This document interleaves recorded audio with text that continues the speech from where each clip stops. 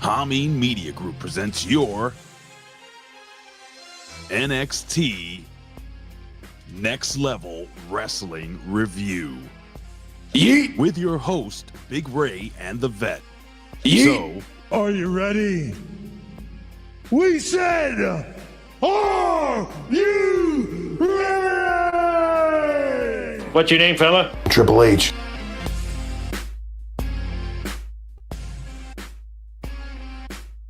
good morning, good evening, good afternoon, or good night, whenever you're watching this, or when you're listening to it, or whatever it is, ladies and gentlemen. This is your Next Level Wrestling Review, your NXT review show. Not only that, ladies and gentlemen, we give you news, reviews, and more here on channelattitude.com or on YouTube, Hami Media Group, or Twitch, or my ex-girlfriend, my Twitter account, formerly, whatever, you know what I mean. Anyway, ladies and gentlemen, I'm the pundit of the people, the man on the planet, Big Ray, here to stay to say thank God I'm off of work today. And with that being said, I am not alone, ladies and gentlemen. I am here with the former Ayatollah of rock and roller. Now he's just the best in the world. He is the one, the only. It's nope, wrong guy. Not that guy. This guy. The Vet. He's a Rip Rogers guy. The Vet. Vet. Rip Rogers guy. As you heard, he's a Rip Rogers guy. No, he's a Rip Rogers guy. Here's the Vet, Jamie Williams. Good morning, sir. You look concerned there. We're having some upload speed problems on your end, so yeah. Being the best in the world doesn't guarantee that your internet's gonna work, right? No matter how much you pay. You may end up getting some choppy pee-pee. Your pee-pee. So here's what I'm thinking. Yo. Everybody here knows I love them. Yeah. So maybe I can use the acknowledgement time to kind of back out and see if I can reboot something. Yeah, do that. So you know what? Look, I'm all bugging out here too. Like my fingers are slipping. I'm hitting two songs at once. It's embarrassing. Two songs at once. Anyway, it's with the cable company. The fact is that they don't know what the fuck they're doing. Do you understand that? All right, so why don't we do this? I'm gonna get to acknowledging right now, and then whenever you come back, and we'll have some fun. How's that sound? It sounds wonderful. All right, you know what, Vet? So Vet's gonna back out here, and while he's backing out, I will Acknowledge me. Acknowledge me. You're gonna acknowledge me. You there, sitting at home. Acknowledge me. You're still here. Oh wait, wrong I know. I gotta at least get the big mic. Yeah. So as he was pointing up into the heavens above, we're gonna give some love to the man who got the gabagool, or who knows who got the gabagool. It's the one and the only Mike, aka Media M5. What's going on? All right, so my friends and family. Oh God, I'm so tired. All right, but I'm good though. Hey, let's throw it up for the Michael. The thankful one, Michael Vasquez. What's going on, Mike? He says, thank you for uploading the video. We got the biggest ass in all of HMG. It is Frank's Picklebell ass. Let me slow down. Right now, I'm doing this like an NXT wrestler. I'm throwing all my moves in at one time. I need to calm down. Biggest ass in all of HMG. Frank's Picklebell ass. What's going on? We have the Zach Attack. Friends forever. Zach, is it Minger or Minger? Or am I even saying that right? I want to make sure. But Zach M sounds fucking so cool, like in the 80s. So I'm doing that. Zachary? Anyway, I love that name. Zach Ming, it's a good name. Anyway, we got in standard definitions, we have Revamp Wrestling. What's going on, Revamp? It says, life as a shorty shouldn't be so rough. Amazing words to contemplate. We got the windiest of all Chris's. We have the one and the only. I call him Chuckles, aka Chuckles himself. Is the one and the only Chris Winland. He says, Moose. course. And then they Yes, boy! all right, ladies and gentlemen, let me see. We have the incredible. Okay, I can't. What the Scott Woodford. Let me take him down quickly because, ladies and gentlemen, we have a master and ruler of the world who doesn't care a damn who you are. It says it right there. Look, read it. It says, I don't give a damn. I don't give a damn who you are. I bar none and fade them all, or fade them all. Zane Vicious. What's going on, Zane? Zane is here, folks. We're fine. We have the Slash one, the handsome one, the dancer one, the Slash and handsome dancing Dan Heffron, who's here. Greetings and salutations. We have the real, not the fake one, not the imitation one. It's the real RBV. Richard Bronson Vickery. RBV eats out. I want to see your cholesterol report. I want you to send that to me. Jesus Christ, the things you put up. He says, let's hear about Big Jim pulling out. What? Proceed with caution or kill your push. Who the fuck is Big Jim? That's what he used to call me in junior high school. And I used to change it from. Anyway. Oh, boy. We have the heart and soul of the chat. I call him the artist who is currently known as Campbellverse. Finally back. Yeet. Yeah, it's been a while, man. Where the hell you been? Under martial law. Seems personal.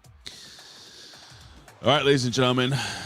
I've said this 1,000 times before, but if you're a cute little reindeer just walking along the forest, being like a virgin and stuff, ain't gonna be for long. Because the man deer is here. He's a man and a deer. It's man deer. It's a good lover, I heard. Anyway, all right, ladies and gentlemen, let me fast forward this. And ladies and gentlemen, we have a man here. He's more than a man. He's an enigma. Ladies and gentlemen, he is scholarly. He is effervescent.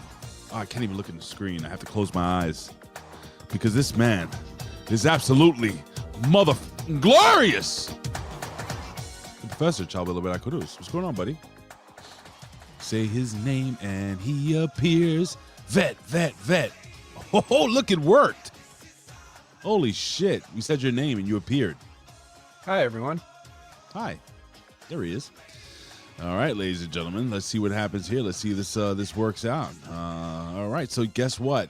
The vet comes back just in time to end it all. I don't think I missed anybody. The vet usually checks me on that. I'm going to scroll real quickly. Just make sure if I've missed you, you have literally 5 seconds to chime in. 5, 4, 3, 2, 1. It's the 3 count. This is the 3 count. With the latest breaking news in pro wrestling, sports, pop culture, and more. Now back to Big Ray and the Vet.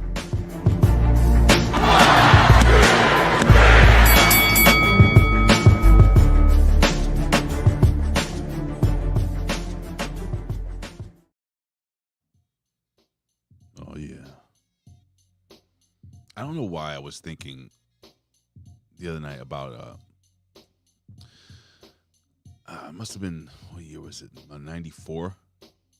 1994. I was in East River Park around 9 p.m. And I was having relations with my girlfriend at the time. That just popped into my head. It's weird, right? It's weird how these memories, and it comes back. I can smell everything around me. I can see the homeless guy sleeping all the way across on field 3. Not giving a fuck what was happening. Why do these things happen? Well, they have sex outside all the time, so it doesn't. Right? It's not a big deal. The humanity, the smell. Oh, Vet. Is Naomi pregnant? Is that our first news story on the 3 count? Well, it wasn't, but since you asked, Professor, I don't know. Yeah, me neither. But the word is that she may be. That is the word. I don't know if you've She may be pregnant, folks. According to multiple sources, let me just move this story up. Yeah, there is word that Naomi may be having a little oos in the oven. Could it? Man, I don't want to say could it have been the worst possible timing, because I believe that's an absolute blessing, especially she's not spring chicken no more, right? Getting up there in age for to have a baby. I don't know, like, oh man, it's coming off wrong. Like nowadays, I guess people are having babies later and later, right? Like I know a couple that the dad has just turned 41. He's having his first child. In the wrestling industry, man, I don't know. Well, I mean, I'm a little. I hate talking about stuff like this. What do you think?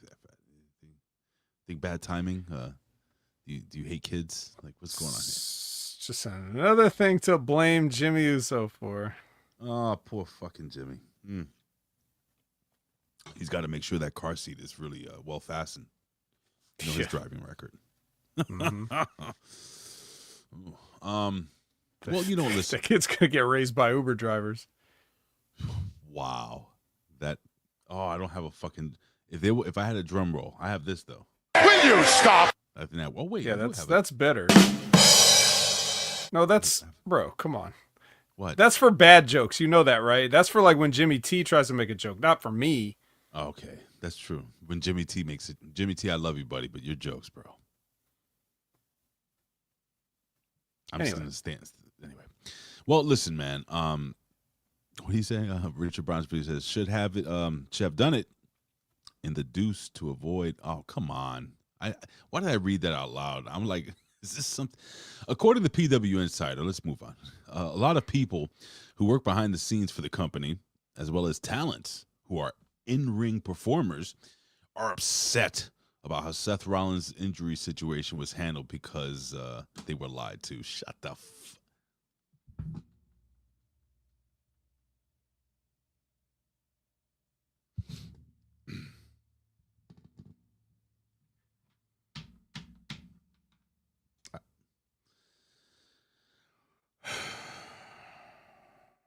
I want a list of all of Mike Johnson's sources right now so that I know we can't get one because he's not going to give it up, but I wish we could get one so that we could just be like, okay, here's all the marks. The people that are actually in the business that are marks.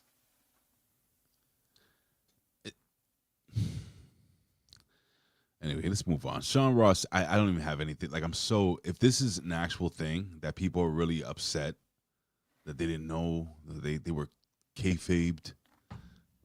I mean, me and Vet literally had a discussion off air regarding the sensitivity of this group of wrestling talent that's come in, this era. What do we call this? The tampon era? What are we doing here? Fucking believable. Fucking pussies. What does Sean Ross Sapp say? Sean Ross Sapp noted, I love, by the way, I have to throw back to the Impact Attack where, you guys were talking about the pay-per-view gimmick and everything like that. And you actually made me stop and laugh because what you said, you're like, Fightful Select reports, and I'm paraphrasing, and you're like, and I'm giving it to you, and I don't subscribe to, regarding to the fact that people are going to fucking illegally stream this shit, and WWE knows that nobody's really going to pay $30. I would love to know. You have to show me an invoice of anyone who's just going to get ESPN for $30 a month just to watch the WWE. And I'm still confused because my mommy has a cable package. She has ESPN as part of her cable package. And I borrow her logins for that. You know what I'm saying? For like the streaming and stuff like that. She has Spectrum. I'm sure it's part of the whole gimmick schnabbits. Do I get the pay-per-views? I'm not 100% clear. I guess I'll find out. If you have the app, probably. You know more than me. You know what I bought? Hey. I bought NBA 2K14. Why, that's quite old. It is old. But I've been seeing videos popping up of the comparisons between this year, like 2K25, and what it looked like back then. And it runs at 1080p, 60 hertz per second. The gameplay, I remember it being so much more fun at the time. and it looks incredible. Like, it looks fantastic. I'm like, yo, I found it for like $15. Very good used on Amazon. Yeah, I had that one. Wasn't that the first one that with LeBum on the cover? Yeah, wasn't that the first one for like the PS4 generation of and yeah. The jump was like, whoa.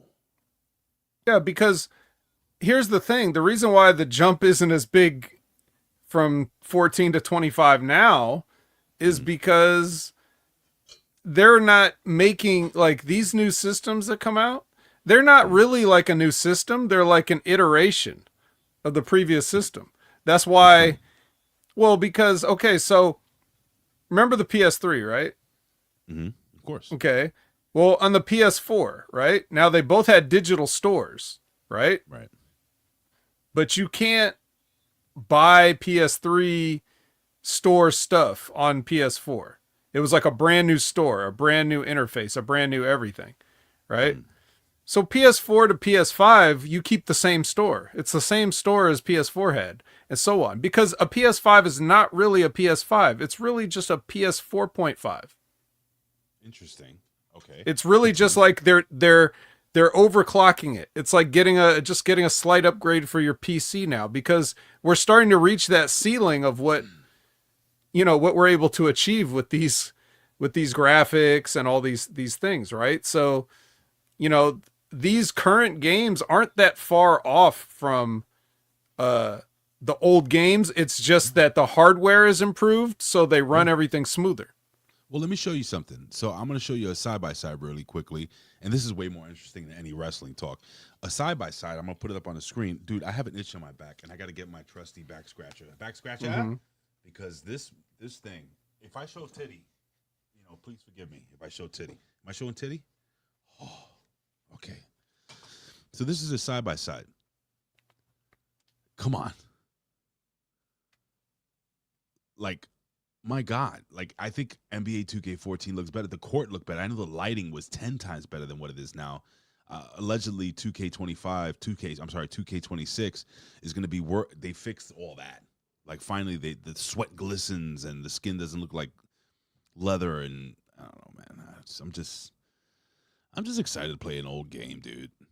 What do you think, Fed? It does look better though, right? Like, am I off here? That did maybe. I mean, the pictures don't look they don't look like they're the exact same, but I mean, Yeah, I don't know. What do you think in the chat? Anyway, back to wrestling. Unfortunately, let's see here. Let me see what's this. Okay, you know what? These people, man, they say some like. I was just looking at Frank like, oh, so now you care about that, Frank? Yeah. Since when do you ever care about that? Okay, so it says here. So Sean Ross Sapp noted. Now he's following up that it's unclear what's going on with Naomi. He was told it's legit, whatever it is. What? Yeah, so what, a pregnancy isn't legit? I don't fucking know. Meanwhile, Brian Alvarez said on Wrestling Observer Live that there's a rumor going around surrounding what's happening with her. And it's, all right, so all these guys are just rumors and innuendo. They have no idea. Nobody's really talking to them anymore, and they're all feeding them bullshit. So just understand that when you pay your $5.99 or whatever, what does it cost now, Vet, for Fightful Select or something like that? I never knew. Oh, good. I was curious to know that myself. Good. What's up, artists? The artist finally returned to the chat. What's going on, buddy? Let me see. He says, I'm keeping it non-political. Yes, please. Just talk wrestling. PW Insider Vet says that there are plans to turn Asuka heel as a slow burn, but that was sped up last week as a count to, because of the Naomi situation. So you telling me they couldn't have done anything else in the meantime? You're laughing because you know what's up, right? Like, come on. You don't. These people are so stupid. What do you mean turn heel? Why does it even matter who you turn heel? You have Unreal on Netflix. Nobody cares anymore. You're just coming right out and telling everybody exactly what you're doing. What's the point of even having a heel? Just have everybody just go out there and then do what they do and come back. We're not even going to, we shouldn't even pretend anymore. Nobody should cut any promos because everything that comes out of their mouth is bullshit. True. Everybody should just go out there and have matches quietly and then go to the back because the real show is on Netflix. Unreal. Season 2 coming. Fucking turn Asuka heel. For what? Do you tell me, Vet? I don't understand what the situation is. Asuka's like a beloved treasure, a national treasure in 2 nations. Like what nobody wants to boo her. Same thing with like Randy Orton. Let's turn Randy Orton heel or something. No. There's people that get to a point where they become like living legends and you just appreciate them. You don't worry about turning heel. What does it matter? What does turning heel matter anymore? You fucking exposed everything. It's over. Fucking expose everything, you bastards out there. But more importantly, I'm considering upgrading to this this Ultra Gear, this LG Ultra Gear. I've been seeing a lot of positive talk. Well, what do you I don't know. I think if you're spending that much, you better get a TV with some inches, bro. Well, that's what she said. Yeah, well, $1,400 for a monitor? Get out of here. Yeah. They what do you use? What do I use? Well, I have a monitor here. It didn't cost that much, I'll tell you that. Right. But it's a 4K monitor. It's a 4K. See, I have a TV. I have an IPS. Yeah, like a 55-inch Samsung. That's what I have. That's what I have in the living room. I usually have the Xbox Series S on this 4K IPS 240 hertz monitor.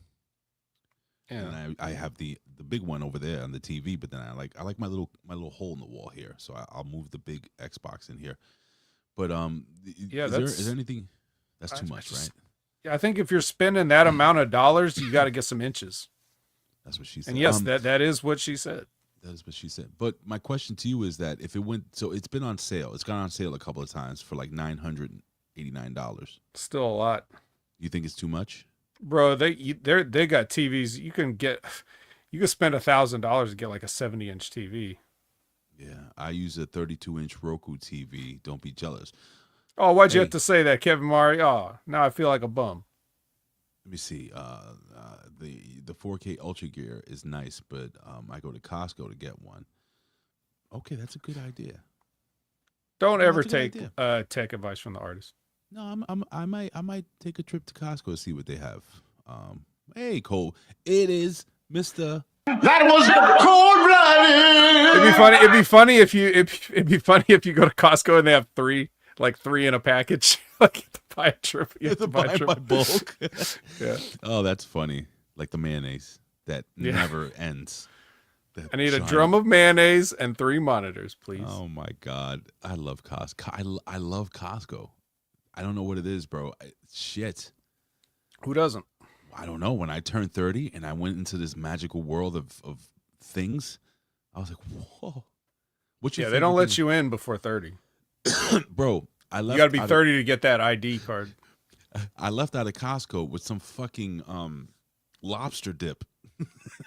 I was like, what the fuck? Why? Oh, did you sample it on the way? Yep, it was so good. Yep, same. So good. Anyway, hey, PW Insider also say that Tyler Bate was backstage at Raw this week. Yeah, he's one of the Grande Americanos, you dumbass. Tyler Bate. It is. You know that, right? I know, but Tyler Bate, yeah, the big strong boy. Big strong. So it's Tyler Bate. It's fucking what's the finger breaker guy?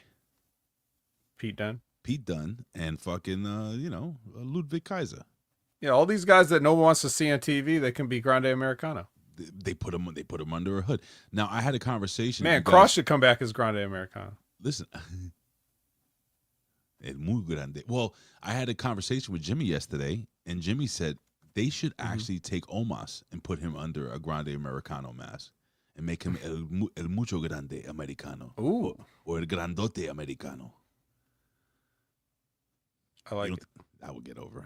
But Corey Graves has to sell it like it's the same guy. Yeah, he has to sell it. All right. Until they come Matt on Unreal Menard. and they have to tell us that it was actually Omos. What? They show Hey, Triple H you know- sitting him down and pitching it to him. Hey, you know who Matt Menard is, right? Yeah, he's Fat Daddy, yeah, Yeah. Anyway, Matt Menard Fat is Magic, sticking around. Fatty Magic. Right. He's sticking around in AEW for the long term, as according to Fightful. Cool. Nobody cares. And he's gonna have a leather jacket with no shirt. So I'm looking here. My God, Tori Wilson looks fantastic. Have you seen this woman? What she looks like now? Who? Tori Wilson. Remember Tori Wilson? Tori Wilson. Yeah, wasn't she on the Evolution pre-show or something? She came to the desk. She came to the desk and chatted with the people for a while. I don't really watch the pre-shows much at all because they have that. She kind of looks a little bit better than the last time she had a run. That's what I'm saying. She looks fantastic. She looks wonderful. It's all that, all that wrestling. Hey, I just want to put over, if you guys head over to YouTube, I'm just going to quickly promote this, and check out Karrion Kross's documentary. It's I forgot the name of it, but it's like pretty much if you search Karrion Kross documentary, I think it's like my WWE contract is up or something like that, and it's really fucking good. Really behind the scenes stuff, and shows you side of Karrion Kross maybe you haven't seen. So I think you like it. I think you like it a lot. But ladies and gentlemen, enough about Karrion Kross. Enough about PW Insider and all that stuff. Let's go back in the day, Pat. Let's go back to a time where you would have to call a 1-900 number to speak to Mean Gene Okerlund or listen to a pre-recorded message from Mean Gene Okerlund discussing the latest breaking. Did you call that number a lot, right? Or was it just me? No, you didn't. Okay, anyway. Let's go back to this day in professional wrestling history.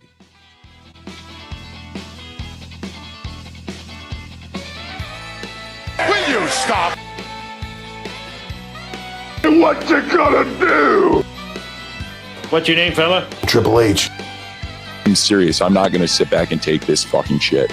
All right, ladies and gentlemen, we are going back. We are going, wait, let me refresh this really quickly. We're going way back to 1990 something. Yes, ladies and gentlemen, it is 1994 and the day is August 13th. And we are at the very first ever ECW Hardcore Heaven event that took place in the ECW arena in Philadelphia, Pennsylvania. Terry Funk and Cactus Jack fought to a no contest in the main event after the tag team Public Enemy interfered. This event saw one of the most iconic moments in 90s wrestling when the audience threw dozens of folding chairs into the ring, burying Public Enemy and nailing Cactus Jack. Not an actor. It was Terry Funk that he got nailed. He did the whole spinning front bump. Vet, you weren't watching at this time, right? I don't think so. No. It was hard to get ECW. I would I couldn't even get it on cable. I'd have to disconnect the cable. And there was some some weird station, the UHF in the channels. basic, and I could get it, but it was like staticky, and it seemed like even though I would check the same time every week, it didn't seem like it was on the same time every week. Because it wasn't. Uh-huh. But let me ask you, the first time that you, I don't know if you can recollect, but the first time that you saw it, like we've never had this discussion. What was your impression the very first time? You're like, what the, like, what, all right, what did Vet say? What did little Jamie say with his bowl of cereal? Who are these broke ass motherfuckers? No, you didn't. Did you really? Mm-hmm. That was more or less my reaction to it. Wow. The first time I saw them, it was when they showed up to Raw. And then I would see people in the magazines, here and there, but I wasn't making the connection, I think. Like if I was looking at a Pro Wrestling Illustrated and I saw Sandman, like I'm not making the connection, right? But then when they did that Raw, the first it was the one where they got into it with Savio, I think. Savio, like the Samus spit beer on him or something. Mm-hmm. That was a pay-per-view. And then because they were in Philadelphia. Right. And everybody thought that shit was real back then. Like if you thought people got worked by Seth Rollins' knee, then holy shit, people really did think. And they worked the boys too, because I don't think Savio knew. It was just between Vince and Paul. So they did that, and then they did the Raw thing a couple of times, and one unofficial and one official. And that was kind of my first introduction to ECW. The first time that I saw it was I guess a week or a couple of days after this very event where Joey Styles excuse me is putting over, and I'm seeing all these chairs being thrown in the ring, and I'm like, what? I just remember saying it was 1:00 in the morning, if I'm correct. Professor, you'll correct me on this. I believe it was on the MSG network here in New York City. And I remember just sitting up. I was laying down. I sat up and I was like, what the and I sat on the edge of my bed. What the fuck is this? And I was hooked. And I remember going through the TV. Remember the TV guide? I remember going through the TV guides looking for ECW, and it would say at a certain time, and it wouldn't be on. It'll be an infomercial. I'm like, fuck. And I would have to just channel surf, and I would channel surf at all times of day. But I would. So it wasn't just the fact that I was on the West Coast; it was a problem for everyone. It was a problem for every single. Yeah. And like Aaron Bitchlomo says, ECW is an American thing. Yeah, but it was barely that. It was barely an American thing. Yeah, man. Most people didn't even hear about it or know of it because they just didn't have the national reach, and they didn't even get the national reach until the TNN deal when when WWE went back to USA, or WWF, I guess, went back to USA or something, and they were like, TNN. Or no, they went to TNN first, right? And that's what kicked them off, because WWF came to there. Yeah, that's right. Yeah, and they did a shoot. Paulie did the famous shoot promo. Kevin says here that he used to watch it also on the MSG network or whatever. Whatever they put it up, he would record it on his old VH. Do you still have those VHSs? That's the question. Or did a significant other make you throw them away like I did? What is this bullshit? Get this out of here. Let's fast forward, Fed, to the year 2000. WCW presented their New Blood Rising pay-per-view. That was a good one, right? Nope. No, I know. Rather than the usual Hog Wild event, August event, every match on the card was contested under no disqualification rules, and included Kevin Nash defeating Goldberg and Scott Steiner in a triple threat match, and Booker T successfully defended his WCW World Heavyweight Championship in the main event against Jeff Jarrett. Vet, were you out by this time? Were you done with wrestling around 2000? No, I was in there. I saw this probably. Let me rephrase the question. Which one was the one with Hogan and Kidman? Was that this or is that a different one? Wasn't that 2001? I don't know. You said New Blood Rising. I just figured. I think it might have been 2000. Professor, I have gas. Anyway, all right. Let's go to 2001. WWE champion Stone Cold Steve Austin addressed the Alliance on the Go Home episode of Monday Night Raw before SummerSlam. Also, RVD went one-on-one with Kurt Angle. That must have been a good match. I love Kurt Angle, man, and I love RVD. Chuck Palumbo and Sean O'Haire challenged The Undertaker and Kane for the WCW Tag Team Championship. You were a big fan of Chuck Palumbo and Sean O'Haire, correct? No. Oh, why? They had the look. Any more than that? Oh. Like, what was Chuck Palumbo ever? Nah, he was. What was that guy? He was not great. He looked like a well-built, small Andre the Giant. I don't know if that makes any sense to you. He kind of with a perm, like it's just. What was that thing? What was that abusive angle that he had with like Michelle McCool or something? I don't know, but it just popped into my head. Do you remember when he tried to steal the Undertaker's gimmick, when he put him on a motorcycle? Yeah. Why? I don't know. Why did they try? I don't know, but Sean O'Haire. You should have known in 5 seconds of looking at that guy, like I did. I just been like, the moment I saw that guy in WCW, I was like, cut him. I don't care if he can do all the calisthenics in the power plant. It takes more than that. I'll tell you what, though, Sean O'Hare was definitely my guy. Sean O'Hare, I thought was awesome, and he had a look. Sean O'Hare, he had something, but yeah, he was good. yeah, what was it that Swanton he used to do? I was think of beauty. Mm-hmm. I like Sean O'Hare, man. He was man. That I'm telling you, the minute they put him with Piper, I was like, he's fucking Roddy Piper. Why do you put him with Roddy Piper? I would have hired at that time who was available. What's the devil? What's this guy? God damn it, TNA. James Mitchell. I would have hired James Mitchell to be his manager. Could you imagine him and James Mitchell doing that character on WWE TV? Come on. I wonder if do you think that the Piper thing was something for Piper or something for O'Hare? Like, who do you think they were trying to care for there? I think Piper saw himself in O'Hare and attached himself to it. It's like what the old wrestlers do. In other words, he was, I don't know, working a gimmick. I guess he was trying to just get the rub off of the kid. I don't know. Listen, the fact is this: Piper wasn't. I think. I'm sorry. I just saw Gam Wolfers. What do you say? Don't look at him. TM. It's the opposite of my usual gimmick. Yeah, You guys are awesome. I try to have a more positive spin these days. Did he really? Butterbean knocked out O'Hare in a UFC Pride event.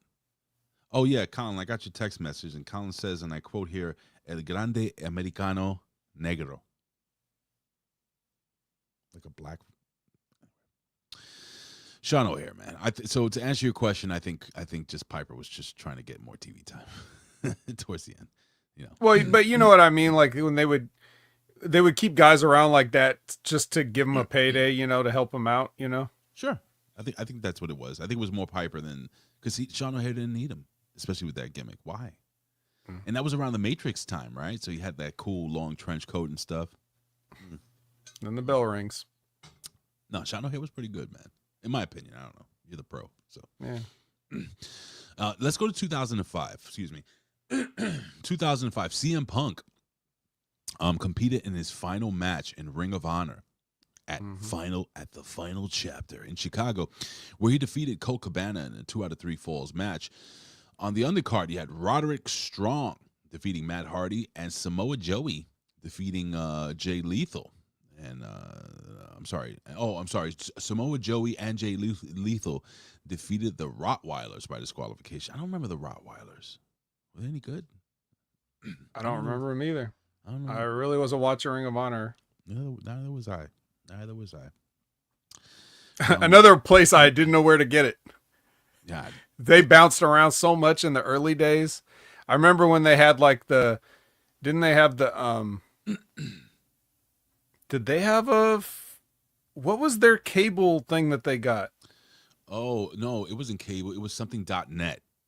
Yeah, something .net. But I thought it was still cable though, like some cable, like if some people had it. I don't know. I think they were the pioneers in live streaming wrestling events. Yeah. Tell me if I'm wrong, chat. It was something .net. Was it ROH.net? HDNet. Yeah, that was cable, wasn't it? Thing. Was it though? I think it was affiliated with I guess or satellite. Was it satellite only? Maybe. I can't remember, dude. Let me see. What did Zane say? HD.net. Yeah, but was it cable? I can't remember. I think you know what. Now it's starting to come to me. Destination America back in that was TNA. I don't know if Ring of Honor was on that. Were they? So HD.net pre-access TV. So maybe it was it was on my direct TV. All right. So I don't remember. I didn't have that in New York City. So I had to watch online. ROH wasn't on TV in the Rottweilers era. Okay. That's what I thought. Yeah. All right. That's why nobody knows. Hey, let's go to 2007, Vet. On Monday Night Raw, Mr. McMahon gathered the entire roster in Madison Square Garden to address his recent paternity suit. WWE champion John Cena and Intercontinental champion Umaga teamed up. Oh wait, is this the one where he's like, if you're not Caucasian, everybody leave? Mark Henry? Wasn't this the Hornswoggle thing? I think it was. I think this is Yeah, bring Vince back, everybody. This is these storylines these days suck now. Well, you know what's You know what we need? You know what we need what? is the thing where the leprechaun, we're trying to find out who his dad was. Well, that's the story. That's the great stories and characters that we need to bring back because Triple H ain't cutting it, bro. It was supposed to be. Hold on, let me just put this. It's getting a little cold in here. It was supposed to be Ken Kennedy was supposed to be Vince McMahon's son, but that didn't work out. It never was going to work out. Oh, you still here? What were they gonna? What were they gonna do after that? Oh, anyway, you're fired because Randy Orton doesn't like you. Yeah. Sorry, you're my son and all, but gotta go. I never, I watched that match probably a dozen times, and I still can't see why Randy why did he get so mad at Ken Kennedy? What did Ken do? He got over. They didn't like that. He just hit him with a backdrop. That was not the reason. But that is the moment that he got up and was like, "Oh, you stupid motherfucker!" And right, like, right. I don't know. I don't get it. So yeah, that happened 2007, and also, WWE champion and Intercontinental champion Umaga teamed up to take on Randy Orton and Carlito. Additionally, Jerry Lawler is reluctant to officially crown Booker T as the King Booker in the official coronation. King Booker was over. Now, question to you. Who was more over, WCW five-time Booker T or King Booker? That one run. That's a tough one. Well, I mean, remember he had Queen Sharmell too with him. So. Yeah, I mean, look, he got a lot more focused TV time in front of a lot more eyeballs as King Booker, so I'd have to go with that. Okay, I agree. I think King Booker was awesome. Unfortunately, in 2007, we lost Bryan Adams, well known as Crush. And in 2010, we lost Lance Cade. He passed away. Did you ever have any brush ups with or interaction? Maybe a handshake, but not anything substantial. And a hand grenade, maybe? No, it's horseshoes. A hand grenade. Yeah, nice try. Damn it, handshakes and hot dogs. Yeah, that's where you should have went. Sorry, chicken salad. 2012, Brock Lesnar and Triple H signed a contract for their SummerSlam match on Raw. Raw General Manager AJ Lee teamed up with, she was their general manager. I forgot about that. With CM Punk. I wonder where that's gonna go. And John Cena to take on Danny O'Brien and the Big Show. WWE Hall of Famer Roddy Piper hosted a special edition of Piper's. Bam, he was still trying to get on TV, huh? Piper's Pit, featuring Chris Jericho, Dolph Ziggler, Vicky Guerrero, and The Miz. I'm sure you remember that. I don't know, but he did a promo. If you guys remember the old school promo, do you remember the one that he did? It might have been that. It might have been that very one. Talk about it. I can't recreate it. I would just encourage you to like try to find it or Google it. Let's say Roddy Piper old school's cool or something like that. It's probably one of the most real promos he ever did, where he wasn't like, wiling out like he normally does. Was it cringy? No. Okay, I'll take you. No, it actually makes me a little emotional to think about what he said, especially with shit like Unreal on the fucking bullshit ass fucking whatever. Anyway. I understand that. I feel you, brother. I feel you. Finally, in the final entry here in 2018, WWE Hall of Famer, multiple time tag team champion Jim the Anvil Neidhart unfortunately passed away. He succumbed to his daughter wrestling. Ladies and gentlemen, that was this week in professional wrestling. But before we leave you, we got some birthdays, Vet. Oh, yeah, we got some birthdays. And we can wish a happy birthday, ladies and gentlemen, to the one and only Spike Dudley, born in 1970. Yeah, he's old. Spike Dudley. What else we got here? We got Chad Fortune. You may have heard of him. Born in 1967. And finally, to round this up, ladies and gentlemen, you can wish a happy birthday to the Killer Bee himself, the one and only jumping Jim Brunzell, born in 1940. Is he still with us? Born in 1949. Maybe? The jumping one with us, folks. Maybe both the Killer Bees are still alive. Are they still alive? Maybe. All right. Well, you know we don't know anything, though. We don't. Zane will yell at us shortly, but... Let me see. Jumping Jim Brunzell. There we go. Says here, jumping Jim Brunzell is an retired American professional wrestler. He's 76 years old. Good for him. And he's still married to the beautiful Mary Iton. Well, good for him. Well, ladies and gentlemen, looks like we're done here. And looks like we're going back. Well, we're going back to the future. Because it's time, ladies and gentlemen, to start walking with us. Yeah, we're going to walk. We're going to walk like we've never walked before. As I try to pull up my NXT notes. Ladies and gentlemen, it's time for NXT. And you're going to walk. You're going to walk with us. Oh, yeah. You feel it?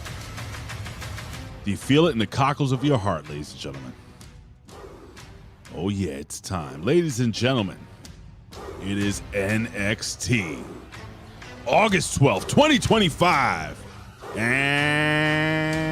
we're walking. Yeah.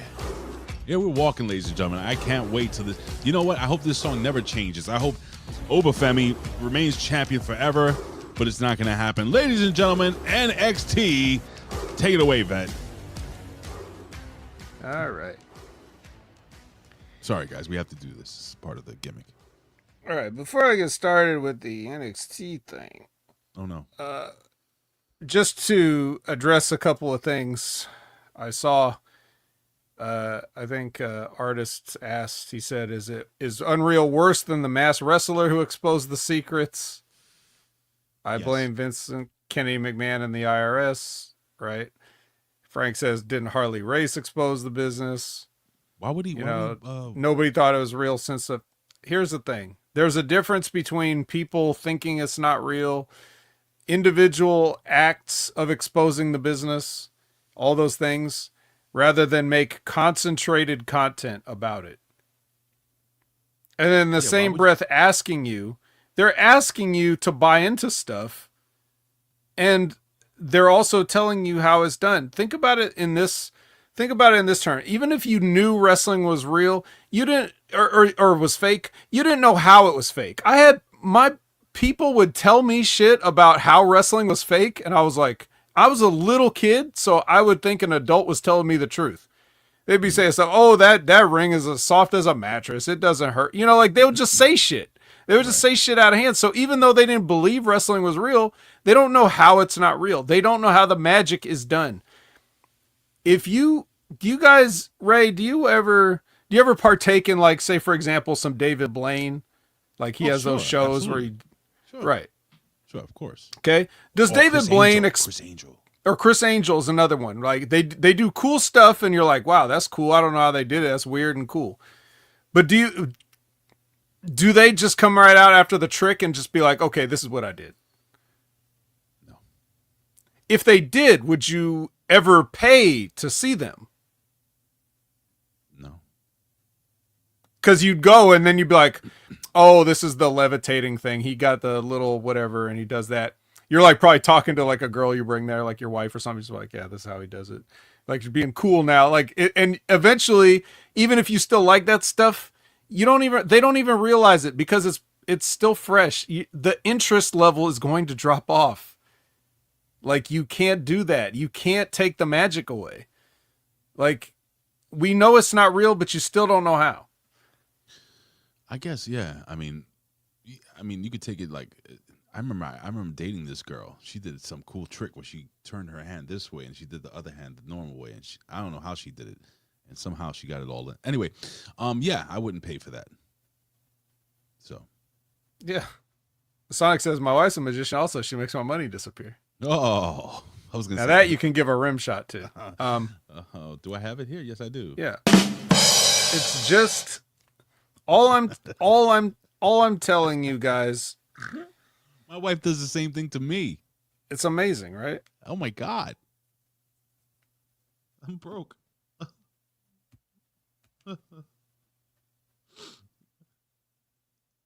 Sorry, I'm happy. Yeah, I'm just telling you there's a difference between suspecting something Oh yeah. and then somebody beating you over the head with it, where you're like, look, I didn't ask. I just leave me alone. You got to know it's fake. Yeah. And then then they're referencing it on the TV show too, like Unreal now on Netflix, because and then they want you to they want you to care when somebody's like doing anything in the ring now. Like here comes Rhea Ripley, the Demon Slayer. Hey, did you know that she takes anti-anxiety medication? What? Right. Huh? But she's so cool. Look at her sing her lyrics. Right. Get the fuck out of here. People are stupid. Anyways, let's talk about some stupid people here on NXT.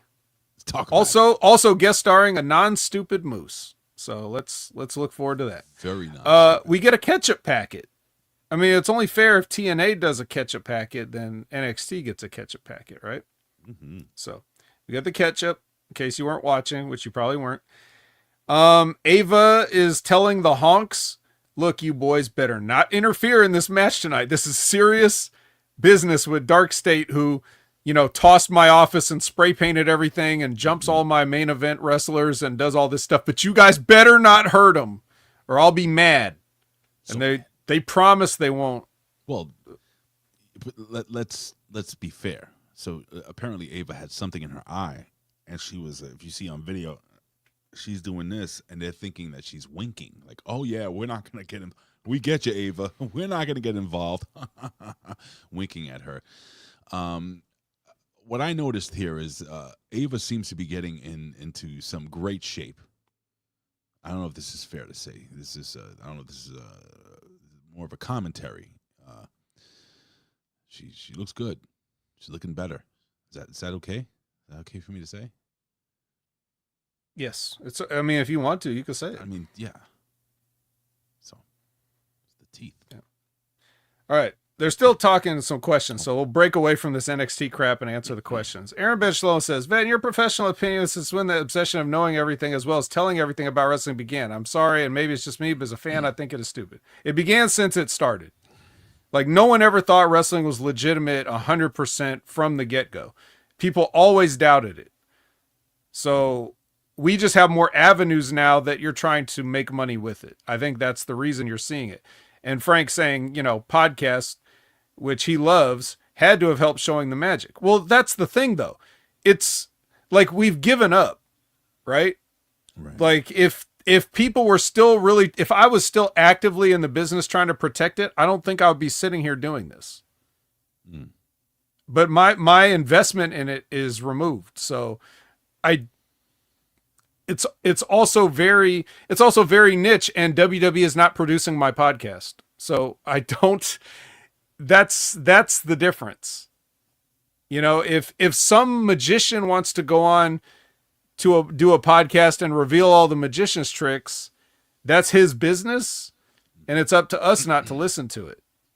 But it's best for business. Yeah. Some people really want to know more, and when I was a fan, I wanted to know more. It's basically this. This how I can tell you, Ray. When I was a fan, I wanted to know everything. Okay? The moment I crossed the curtain, I said, we have got to keep these marks the fuck out of here. I was wrong. I was wrong to want to know everything. We can't let them know everything. It's going to take money out of our pocket in the long run. We have to keep mystique. I would say this whole shit where kayfabe really started really coming apart, where you've seen wrestlers doing like these podcasts and shows and shit, was probably around the early 2010s when I got into producing One Wrestling for Bill Apter, where you would see, like, it started off with like lower end talent like Pepper Parks, you know what I'm saying, jumping on a podcast, and then all of a sudden it went from Pepper Parks to like, veteran, like older guys, guys that were in the business. And then all of a sudden, like, these podcasters by the mid 2010s into the late 2010s You started getting big names. People started making money off this shit. And then the RF videos. Remember the RF videos? Yeah, that was shoot even videos? Yeah, even way back. There's been so much stuff. There's been exposés done throughout time, you know, and no one ever fully bought it. But like, it's just, how much further do you need to go?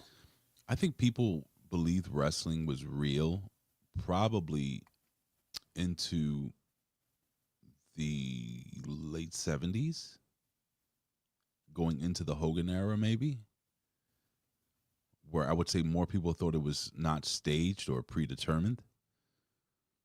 Well, I mean, Frank thought Hulk Hogan was real all the way till the end. So that can't even be 100% true. People are always buying into it. People always buy into it. And a lot of people still won't just see these things. I mean, in 2007, I had people coming up to me, like wrestling fans would be like, you know, oh yeah, I know that whole wrestling thing is fake. But you know, Vicky Guerrero is such a terrible general manager. I don't know how she doesn't sign these wrestlers. I'm just like, oh my God, it's 2007. Yeah, well. So when people throw the argument of, when people throw the argument at me of like, oh, people have always thought it was fake since whatever decade they want to quote, it's like, motherfucker. Right. In 2007, people were coming up to me and complaining about general managers on the TV show. Don't tell me who thinks what. And don't think. And don't forget, in the late 90s, you know, hey, that WWF and that WCW is fake, but that ECW, that even I was like, even I, the first couple of times, like, and now it's coming back to me. I was like, what is I thought it was like a mix of UFC. Like, I didn't understand what I was watching because it was so raw and so real to me. Yeah, they did real things at times. Boy, it's great, man. But yeah. But I mean, talking about real, let's talk about two real big girls. Yeah, and it's Lash Legend and a real finish versus Nia Jackson. That's right. Ray, talk about it, because I'm not gonna lie. I was fixing my salad. I couldn't. I could feel the carnage. I saw some of the. You missed a good match. Well, you say it first, and I'll maybe point out some things if you don't touch on them. Okay, so touch on them. So listen. First and foremost, so we get. Okay, so we get Lash Legend. And she's with Nia Jax in this match, and I was looking forward to this match because I wanted to see what Lash Legend would do against someone a similar size, strength, so on and so forth. At the same time, I was terrified for Lash Legend, and justifiably so towards the end of the well-being. match. Yeah. These girls were beating the shit out of each other, and I thought they worked a good match. I thought they communicated well. They were communicating during the match very, very well. They slowed the pace down, okay, and I don't know if it's a fact of working working more. Lash Legend was working Nia Jax's style, which is something that Lash Legend should be doing as a bigger, stronger girl, methodical and stuff like that. They took it to the outside. I mean, I really enjoyed the match, right? But then all my fears came to fruition. At the end of the match, Nia Jax, so there was a spot where, and by the way, my God, Lash Legend is strong as fuck. Because she was doing moves on Nia Jax that no other woman in that division could be doing. What was she doing? A stretch muffler. She did like all these fucking carry holds and shit like that. And there was a move where Nia Jax is on the top rope and she's about to powerbomb her. Nia Jax needs to learn to hold on to that fucking top rope when she does that bonsai drop, because it went from what looked to be a powerbomb into a bonsai drop, and she fucking killed. She killed Lash Legend, so much so that Lash Legend turned over, because I believe that either she has some type of contusion, internal contusion, or maybe even a broken rib. I don't know. I'm going to follow up on that. But she landed directly on this young girl's fucking sternum. And then as she's not selling here. Remember, Vet, well, you said that, you know, how the Seth Rollins thing was fake because he was over dramatic and shit. And yeah, no, not Lash. Lash turned over like she could, and she got a second bonsai drop, which was a little less But the girl was dead already. She didn't need, so she gets hit with 2 bonsai drops and Nia Jax goes over. Now, as for the booking of the match, I will say I thought it was a well-booked match. I thought whoever produced it did a good job, and I thought the girls worked hard and did well. Nia Jax is fucking dangerous, and I want her to stay the fuck away from my Lash Legend. I hope I covered everything, and if I didn't, Vet, you can tell me. No, I think you got it. I wasn't able to see how dangerous the bonsai drop was. I was just kind of noting the finish, so I'd have to go back and look. But Sure. I did notice that, Lash picked her up a bunch, like you said. Mm-hmm. And I just think that there's nothing wrong with that. But some of it, maybe the order of it was a little less impressive. Like I noticed she just did a regular body slam like late in the match. Oh, which yeah, I would have rather like you kind of start with that. Just start with the Hogan Andre, just so you can be like, yep, I can do it. You better watch out. All right, so I'm going to show you this real quick, Vet, because you didn't see it, and that way we can. I'm not going to show it, super big here. Focusing on this one here, okay? Ready? So this is the finish here. Okay, I saw Look, that she's this holding was it. happening. Oh God! Oof, yeah. Now look. Oh God, she does it again. Let's look at it one more time. Right? And Nia Jax. Oh God. She doesn't hold on to, and now she's not selling. She's really fucking hurt, and she does it again. Yeah. Well, that was the planned spot. I lost my breath right now watching that. Your thoughts, chat. Like my God, my poor little Lash. Well, she'll probably be all right. You think so? You think she's okay? I hope so. My God, the referee, after that bell rang, ran over to Lash Legend on some. Are you all right? Should we call medical? Did he immediately leave? Because that's how you know. What do you mean leave? No, he stayed with her. Oh, all right. Well, he stayed with her. So could be scary. I don't know. Well, yeah, little Lash. She's a little hottie. She's big for a girl. She's still little to me. Yeah, he means emotionally, like, oh, little Yeah, Lil Lash. little Lash. Well, Lil Kelly is with DarkState for a normal interview. Dude. So they're leaning into this, huh? I guess so. What am I talking about? The white guy. So remember how I said a couple weeks ago, you have all the black dudes like, yeah, man, we're going to fuck you up. We're going to beat you and break your legs and shit. And the white guys say, yeah, and then we're going to go to fucking Sonic afterwards and have a hot dog in your honor. Like, and they're like looking at him like, what?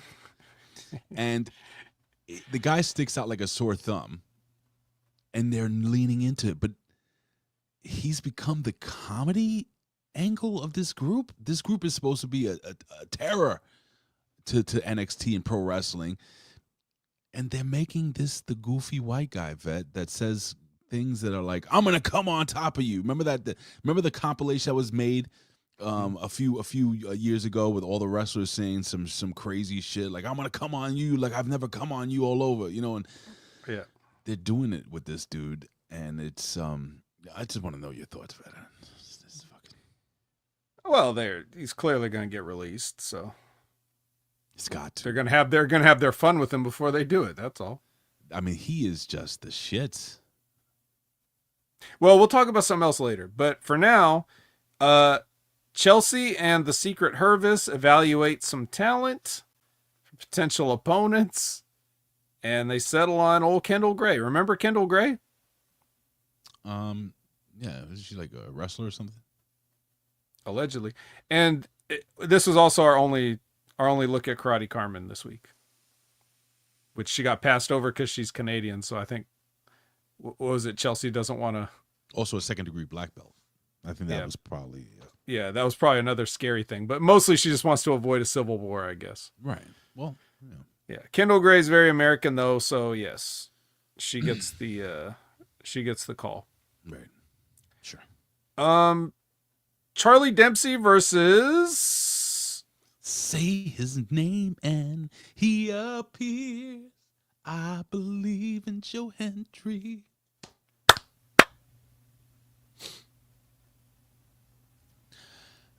This match was my fucking cup of tea, Vet. I don't know how you liked it. I don't know if you had a chance to watch it. Yeah, I swear to God, I wasn't paying attention to this one. Oh, boy. Single lick. Can I tell you something, Vet? This is what you call a pro wrestling palate cleanser. All the wrestling I've seen this month has pretty much been not great. But these two guys, and I'm not even joking, I'm not being facetious, I'm not being sarcastic, I'm being genuine. These two guys put on a pro wrestling clinic. This is my shit, man. I mean, wrist lock to fucking reverse, reversing, cool fucking, like, no high spots. They're just excellent mat wrestling, selling to the crowd, technical wrestling.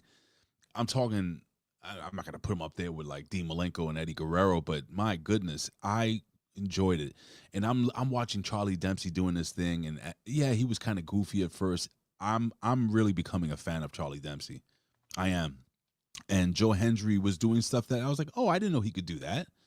Oh shit, I forgot. He is a decorated collegiate wrestler. He's a amateur wrestler.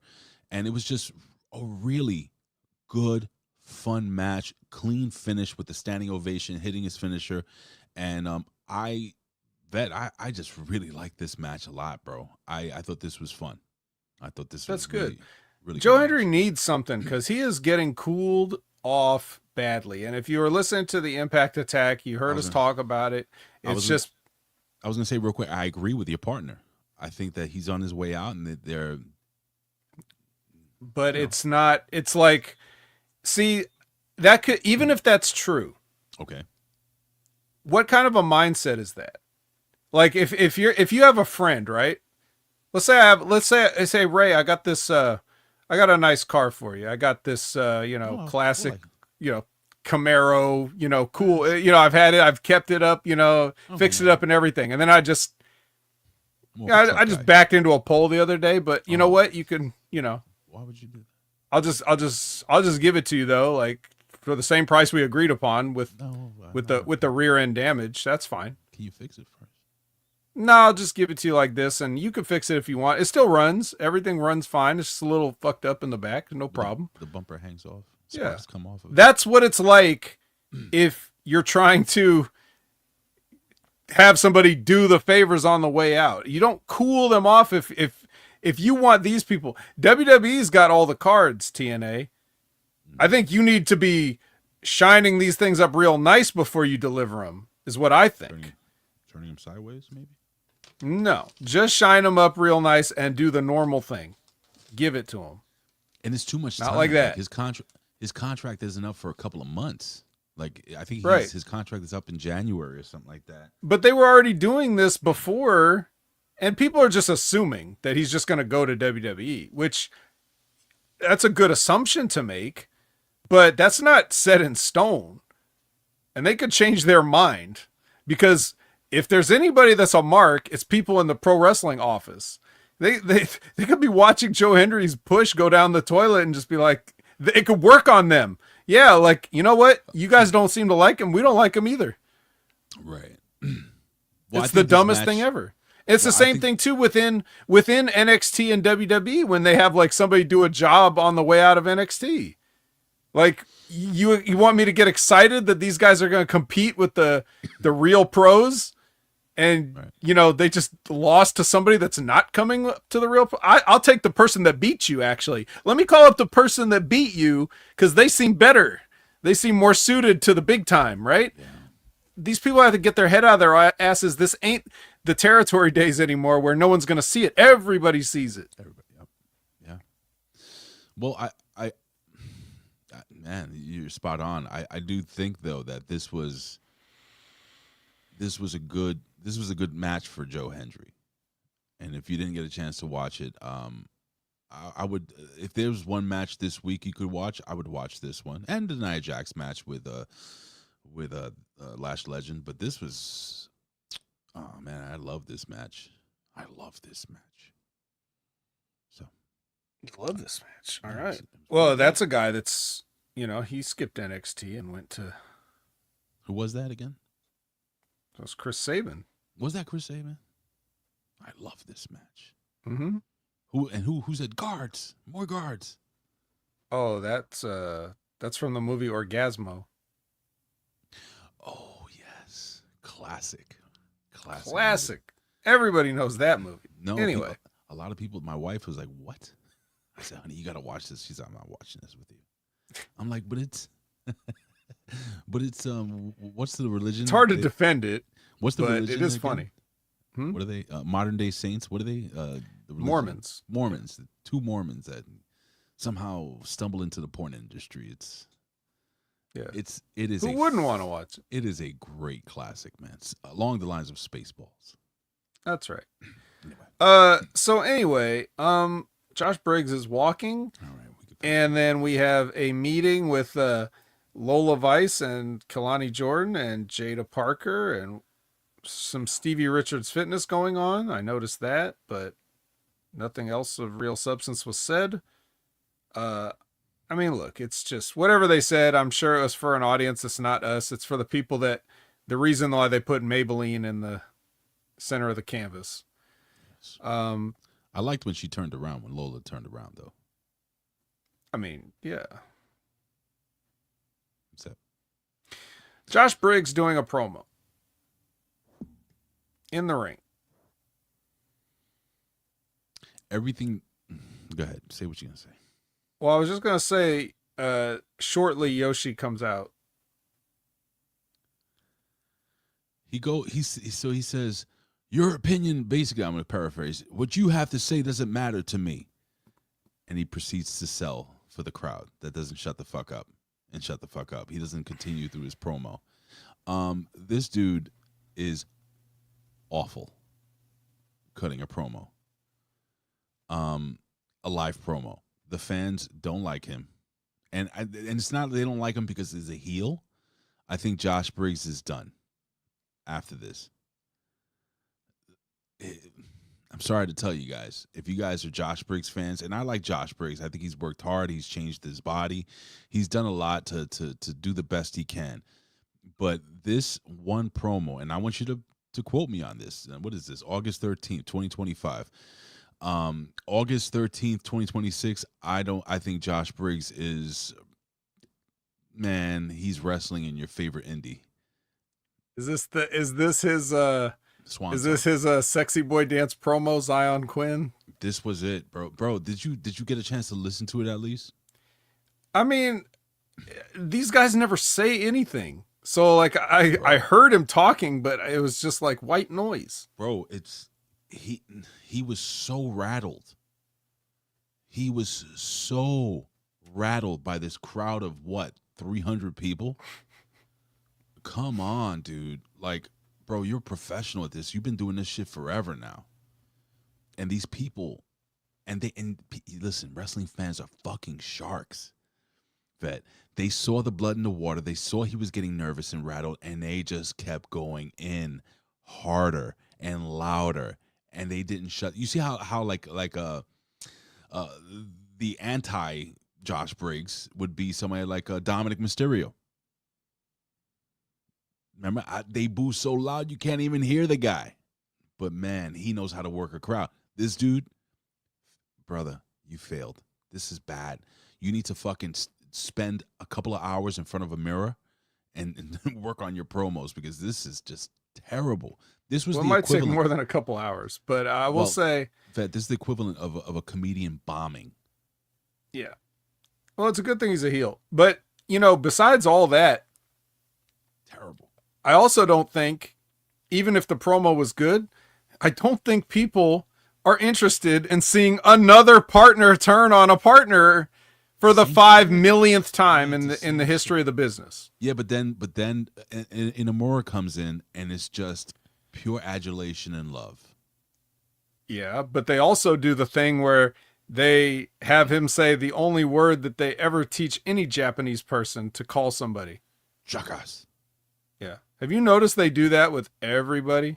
They did it with Nakamura. They do it with Asuka. I thought he was gonna call him a Anybody bitch. that's Japanese, they'll teach. They probably did it with Yoshitatsu.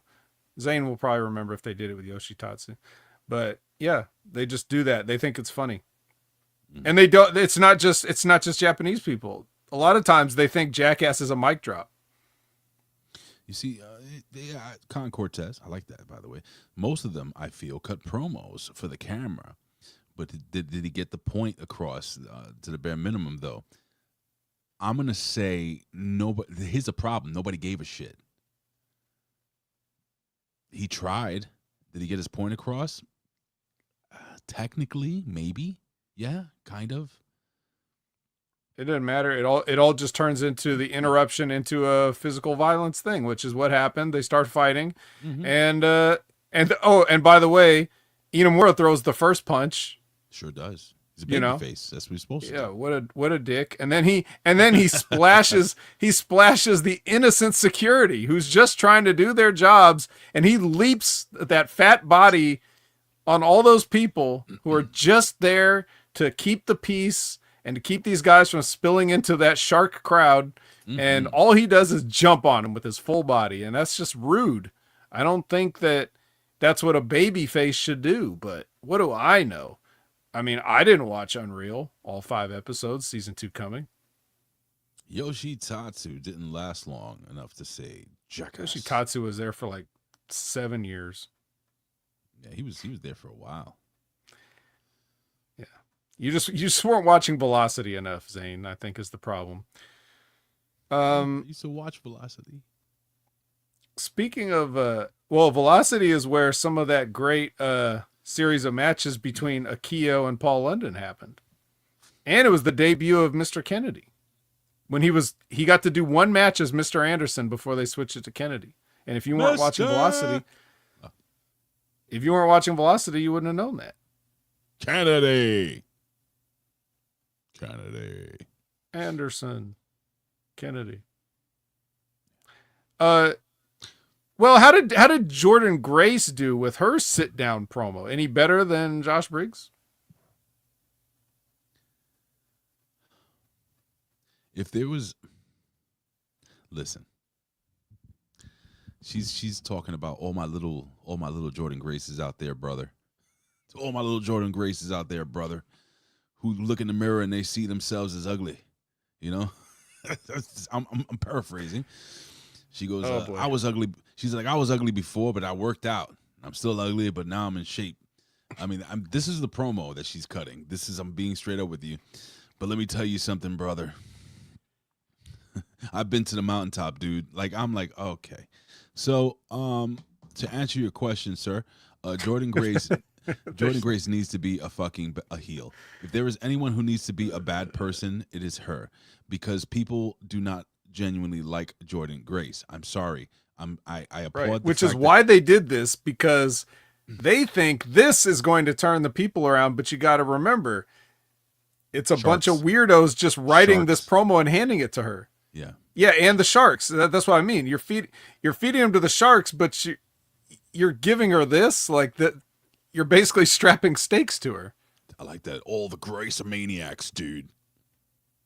She's fine. She slammed 5,000-pound giants, right? Brother, Nah. They need to stop this with her. She is an organically dislikable person. You need to lean into that. And I'm gonna applaud her on all the hard work she's done to get into the shape she's in now, to get to where she is now, because she has come a very long way. But when it comes to character work, she is a dislikable person. I'm sorry. I'm not saying. I'm sure she's a sweetheart. Vet, what do they say in the business? I'm sure she's a nice girl, right? I don't think she is. But she, yeah. But I I mean, don't think she is. Listen, let's be real here. We've seen her social media posts. We've seen her interactions with people. We know, we have a good idea. I can't say we know. We have a good idea, and people that we know maybe know more than we know, or you know, that Jordan Grace is just unlikable. Lean into it. Fuck it. Make her a heel. Make her a bad person. This is bullshit. This was terrible. This was worse than Josh Briggs' promo. This was less believable than Josh Briggs' promo.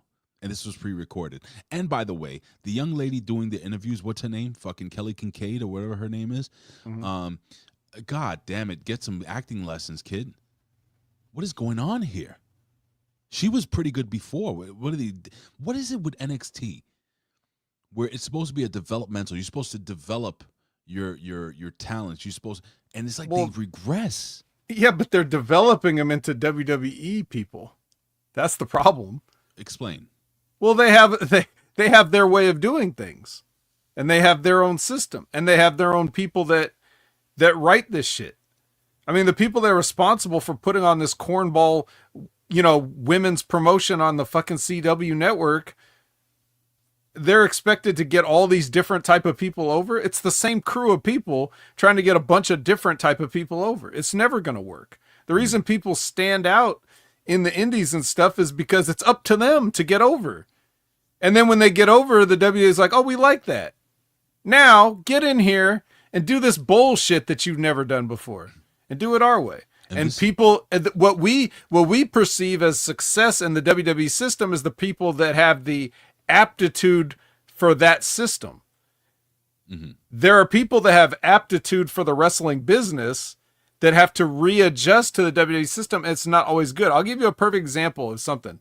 Karrion Kross. No. Oh. Better than that. Okay. Roxy. Yes. I saw Roxanne have a match like 5 years ago in Ring of Honor. One time. And I was like, this kid's amazing. She's never had a match that good since in WWE, bro. Because they have shackles on her. And now Stevie Richards is making videos saying how bad she is and she's not ready. Well, that's a damn shame.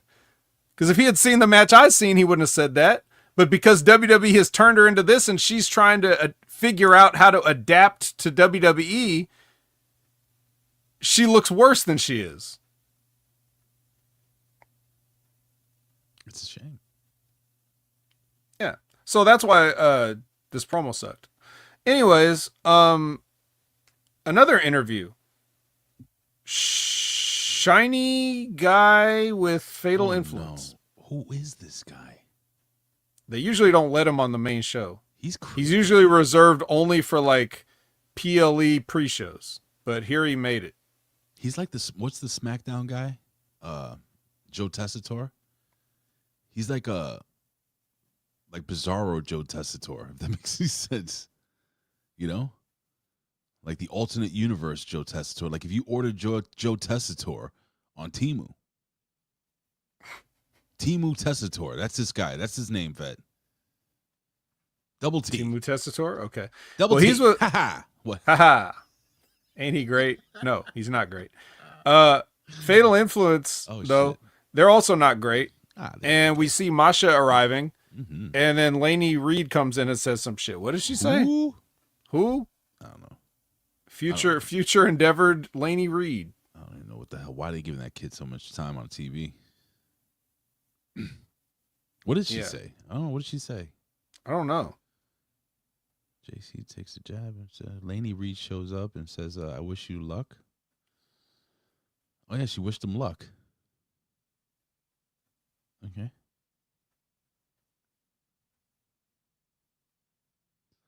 Professor says WWE is trying to elongate careers, not just being one-dimensional with movesets. Problem is, no one has replaced Dusty Rhodes in that promo class session where he set a standard. You agree with that? No. Whoever cut a promo from whoever learned how to do a promo from Dusty Rhodes' class.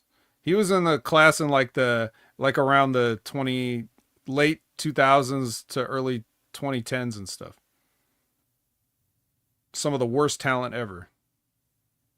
Reach out to your TV screens. Touch my hand. Let my hand touch your hand, Daddy. Yeah. Yeah, it's a sign. I get what he's saying they're trying to elongate careers, but that's the thing. It's like, look at how the WWE in the entertainment industry is looked at. They're looked at as the scum of the earth. Ooh.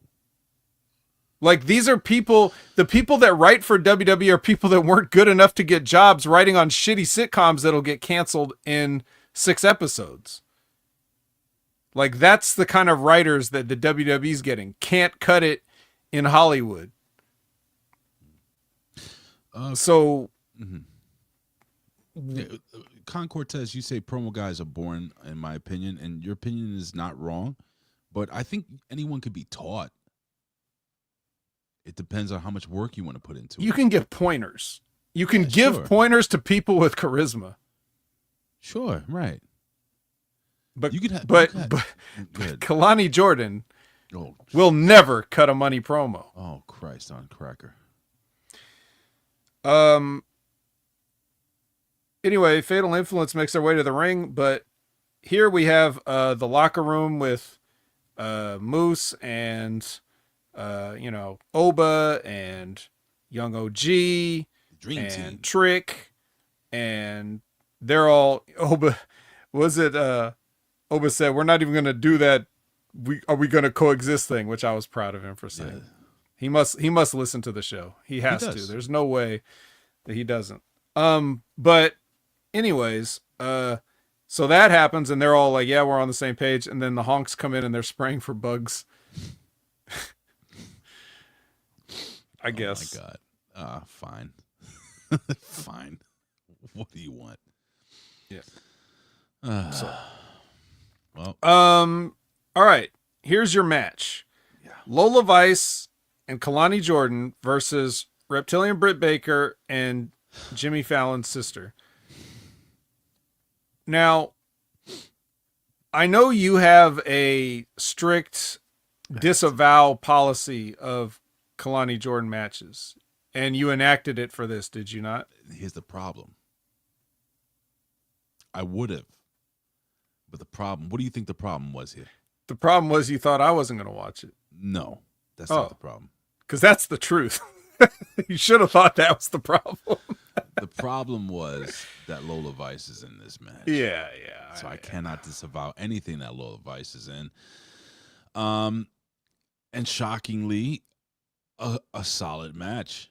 The finish was great. Lola Vice hit that spinning back fist on Gimmick Joanna, whatever the hell her name was. Oh, it was Jacy Jayne, the champion. She hit the spinning back fist. And the story here is, if you guys don't understand what's happening here, Lola Vice believes that she is next in line, and so well earned, right? But Kelani, oh geez, no charisma. Kelani Jordan, okay. So Lola Vice hits the shot that knocks out the champion, Right. but she wasn't the official, Right. in the ring. So Kelani Jordan Yeah. hits her she little gets her little moonsault. sprint-legged moonsault and gets the pin. So now this is where it's going to move into, okay? So now technically Kelani Jordan, you know what they say in pro wrestling, if you pin the champion, you become the #1 contender. Even in the tag team match, that's pretty much how it goes. Even though Lola Vice really won that match, and she kind of did. By the way, Lola Vice did this spinning back sabot kick into the stomach of, I forgot who it was, and kicked, and I think Corey Gray is like, she kicked the soul out of her, and she did. Fun, good match for the girls, man. They did well, but that's where they're going. So now there's going to be dissension between Lola Vice and Kelani Jordan. Well, I got the pin, you know what I'm saying? But I knocked her out. I've earned this. That's where they're going with this, vet. I know you don't care, but just understand that Lola Vice looked incredible in what she was wearing during this match. And she's Well, I saw that. Okay. I saw it. It's not that I completely don't look at it, so I don't follow it to the degree that I can give you a blow by blow. I did see. Well, here's to prove that I was watching, Ray. Masha was sitting in the audience, and so was Ash by Elegance. They were there. Yeah. Masha Slimovich. Which I don't think Ash would have like sat with the common people like for her gimmick. She should have probably been up in the crow's nest, really. Bro, I didn't even realize that was her. She has changed. Like, it's like again. Yeah, she looks different. Like the first time she got the plastic surgery, she changed, but she changed even more. She doesn't even look like herself anymore. It's wild, dude. So wild. Anyway. Yes. And to answer your question, artist, no one cares if Kelani Jordan can move. That's not the problem. Yeah, man. You want movers, go watch, what's that show called? So You Think You Can Dance or whatever it is. What's that show? Dancing with the Stars? Something. Dancing with the Stars. I hate her. Let's see. Her guy. I hate her butler guy. That guy, the Puerto Rican guy. He's Puerto Rican. Is he? I'm gonna make an assumption. He's Puerto Rican. He sounds like a Puerto Rican dude from the hood, like some regular street rat. Who is that guy? He is fucking annoying for some reason to me. You're What's talking his about the name? concierge? Oh my God, yes. He's Puerto Rican? Oh. I don't know. Interesting. I think I'm He just just making seems a guess. tan to me, but I'm not positive. What is his name? He doesn't have a name. In fact, when they show him later in Ava's office, his little chyron that comes on the bottom of the screen says the personal concierge of Ash by Elegance. Oh, you mean his shoot name? Yeah, I don't know.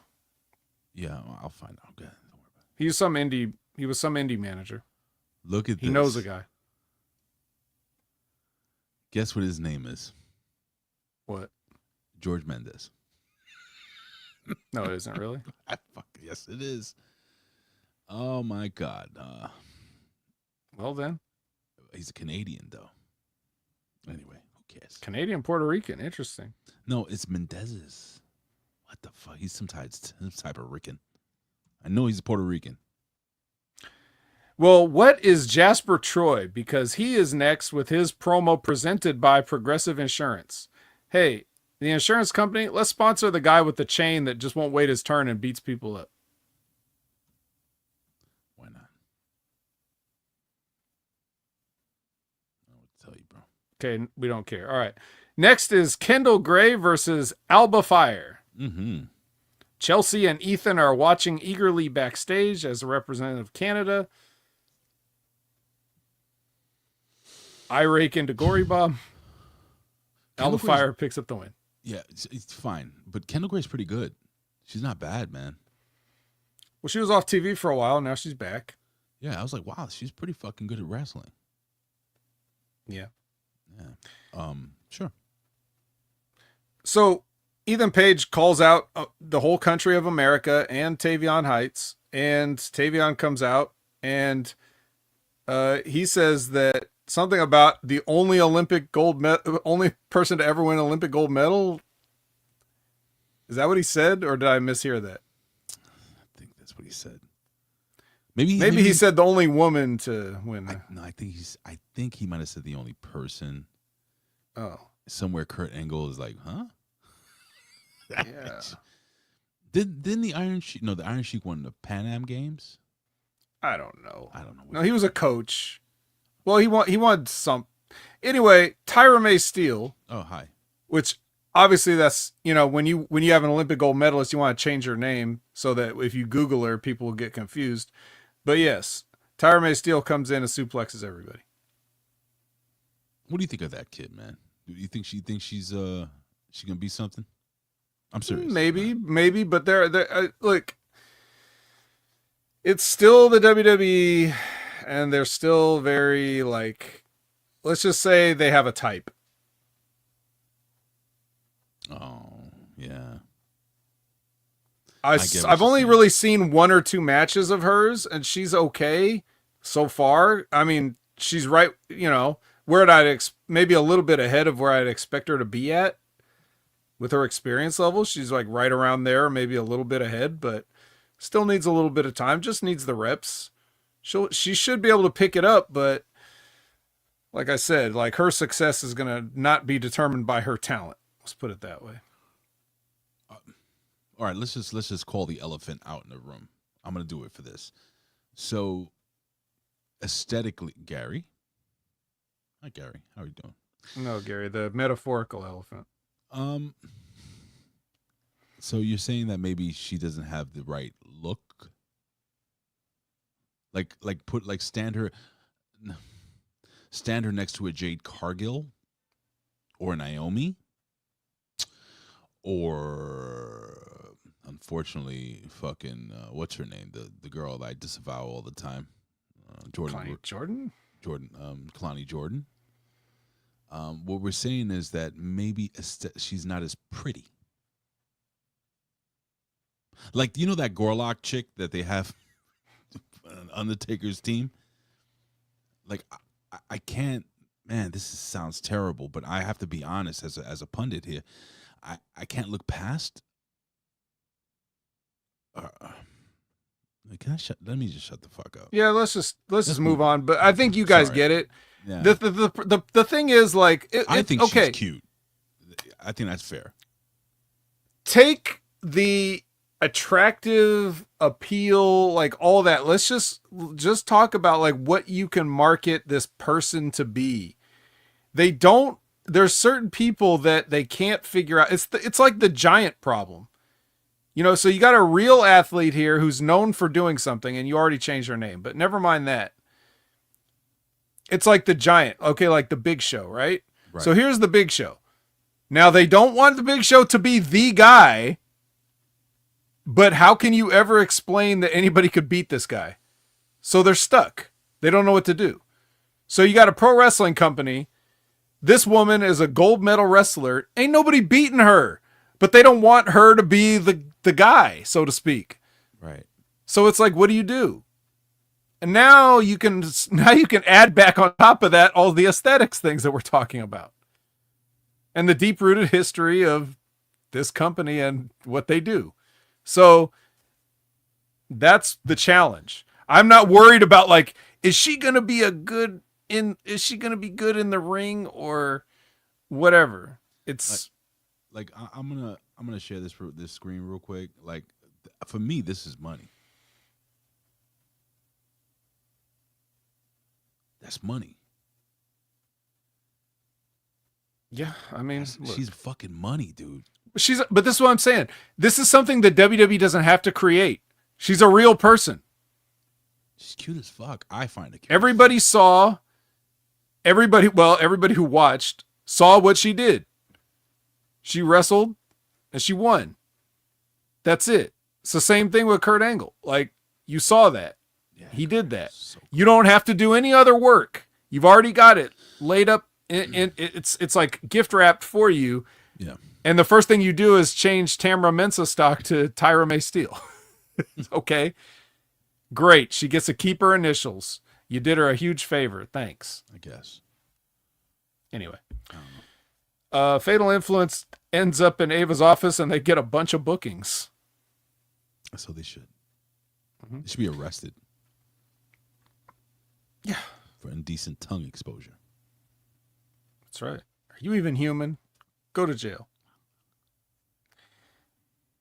We have one more Canadian meeting before we get to our main event. Yeah.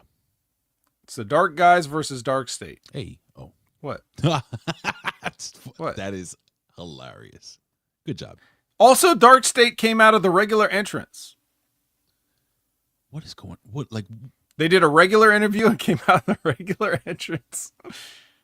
They did. Yeah. Did you watch this match? Yes. Okay. Now, thank God. Moose was in it. Here's the deal. What? Here's something I noticed. Yes. I don't know if you I'm sure you must have noticed it because it was awkward as hell. What happened between Javon and the white guy? Oh, something real happened in there with Javon and the white guy, and the announcers were like, "Whoa, hey, whoa." Oh, I know what you're talking about. So the white guy, if I'm correct, was a little stiff with something, and Javon slapped the fucking shit out of him, like checked him, like for real. Yeah, and then the white guy didn't know what to do. He got should confused. Do I receipt the receipt? Right. I don't know. So he what do I do? He stiffed Javon Evans. I don't remember. I think it was a forearm or something. And dude, Javon slapped the fucking white off his fucking skin, and then he proceeded to chop the shit out of him. That's when they were like, "Whoa, shit!" He was going in. Like, Javon was upset. Yeah, a little snug. That guy's gone. Listen. I know you don't want to lean into the whole DarkState thing because they're all African-American individuals, but you need to get rid of the white guy. I'm sorry. Well, they could have named him anything else. They could have gave him any gimmick. This is what they chose to do because everything's a rib. Racist way. Where's Jimmy? It's just true, man. It's just a fact, dude. Like, this guy is just a sore fucking thumb. He's the pimple on your ass. He needs to be excavated from this. He's a cheese sandwich. He is a fucking cheese sandwich. He's just 2 pieces of bread with mayonnaise. He's a mayonnaise sandwich. Mayonnaise sandwich. Yep. I won't even give him cheese. I would just give him the cheese because the physique is there. Come on, vet. Stop it. That's why I give him mayonnaise. It has a little tang. Oh, the mayonnaise is the physique? Yeah. Miracle Whip? No, not even that tangy, brother. Not even that tangy? We're talking about maybe Hellman's Light mayonnaise. Just the light? You know? Half the calories. Not even the mayo chup? Brother. This kid, listen, man, I'm sure he's a very nice kid. I'm sure he tries hard. But get him off this fucking team and give him something else and then release him. He's just not good. He's not good. He's not even a good wrestler.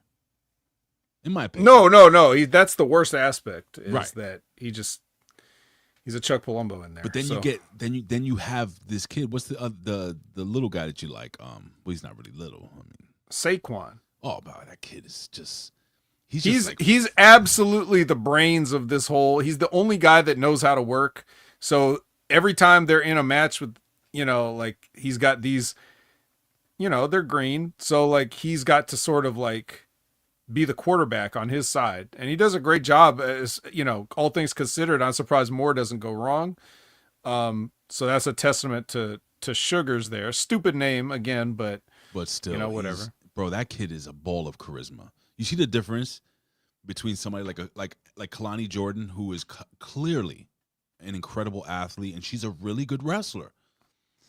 And then Saquon Sugars, right, who is a good wrestler, but his charisma almost outshines his in-ring ability. He has charisma, and he's a worker. Yes. He's not doing moves, really. Right. He's not getting shit in. He's a worker. Mm-hmm. There's a difference. Oh, yeah. And he's really good.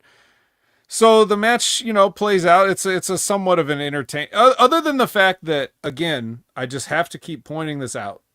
It's the same thing. Wyatt Six, everything. You have these gimmicks where these guys cause anarchy and do all this stuff, and then it always, no matter what your gimmick is with your craziness and your we don't follow the rules and all this, you end up standing on the apron, leaning on the rope, waiting for a tag. It's all the same. It's still the same. It's still the same bullshit. Now you got regular entrances and interviews and stuff. It's not even. Eventually, they'll just forget all the stuff, and it'll be like, why did we ever go through this? So we're already most of the way there now. So other than that stupid thing, it's an entertaining little 8-man tag match, and it was fun. Everybody came in and hit everybody accidentally with everything else. Moose made a hot tag and kicked everybody's ass, which was great. Yeah. Obviously, if you've not seen a lot of Moose, this was a good showcase of Moose. You'd be like, oh, he's very big and very fast and jumps very high. Yeah, man. Moose is awesome. Yeah.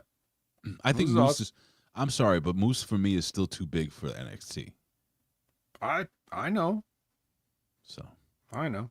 But anyways, so a bunch of accidental hits with each other's stuff, like Trick hits Javon, Moose spears Oba, like everybody gets taken out, and then all that's left is Javon Evans, and then Trick can make the save, but it's 4-on-1, and Trick's on the apron, and he's like, I'm good, and he leaves Javon to get basket bombed, and 1, 2, 3. However, the moment the bell rings, here come the honks, and they are super schmozzing in there with everybody, and we go off the air with a super schmoz. Yeah. So basically, for those that don't understand, it was just pendulum, chaos, fighting. We ain't got no more time left. We come back next week. We'll be live 6:05 TBS.